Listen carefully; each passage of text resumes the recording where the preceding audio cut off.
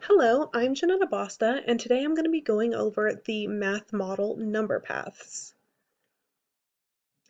So we're going to go over what number paths are and what a number path activity would look like in the concrete, semi-concrete, and abstract form.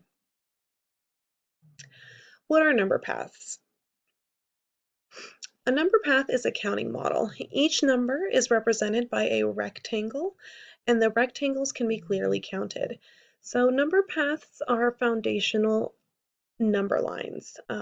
With kindergarten through first grade, you want your students to start with number paths rather than number lines because they are able to see the object and count it more easily than they would a number line. The students get confused by the hash marks and that throws them off and they end up choosing the incorrect number when using them. So it is recommended that instead you use number paths. And then those will lead our students into solving problems abstractly, so addition, subtraction. So our concrete activity using a number path, this is our little word problem the students would be looking at. Liz is a vet. She can help pets. Liz helped 5 cats and 3 dogs. How many pets did Liz help in all? So our students are going to take this word problem and they are going to use their number paths. And the way they're going to do that is shown in this video. So here you see that we have these manipulatives and they are linked together. They're little blocks and I like them because they kind of look like a number path. And you can use them one of two ways. So the first way is you could just use one color, right? So the students take their little 10 blocks and count them 1 through 10. And in our problem, the story says that there are 5 cats. So the children will break off 5 cats and then 3 dogs. And then they can put those two together and add them up, and then they will get 8 total pets. So they're able to do it that way with one color.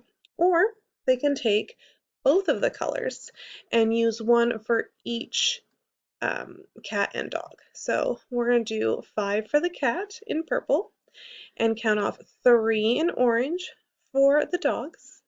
And then the students can put those two together and end up with 8 total pets. So this helps the students to see and visualize the numbers. And from here, the students will then move on to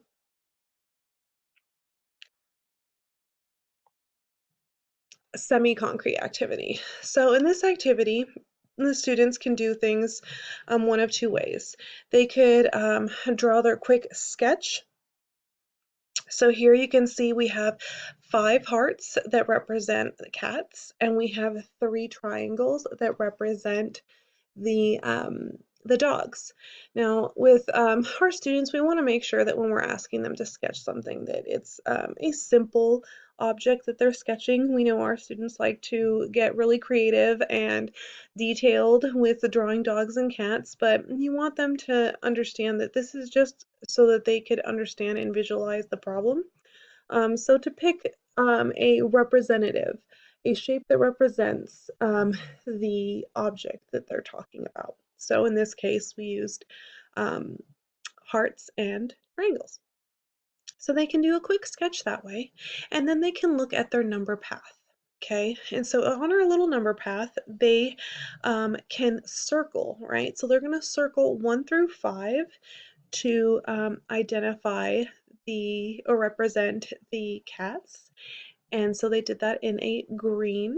And then to color coordinate with our triangles, we used a pink color to represent the dogs. So then they would then circle 6 through 8 because they would count off after 5, 1, 2, 3, and end up there. So once they have this number path complete, they can see that if you group them together, they get added together and you have an equation.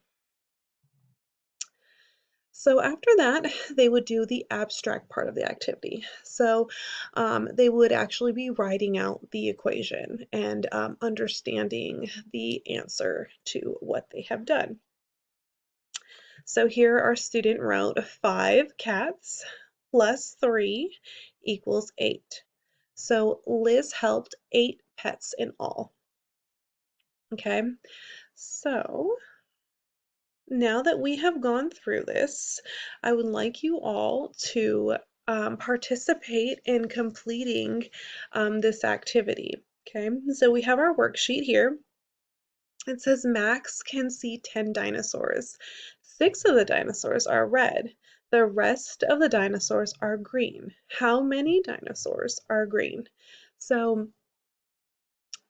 taking the blocks provided that link together, you're going to go ahead and complete the activity by using the blocks as manipulatives, and then move into the sketch and number path part. And finally, you're going to go ahead and write your equation and answer at the end. Okay? Once you've completed this, you can submit photos of your answers on the Google Doc that I have attached. Okay? If you have any questions, please let me know. Thank you.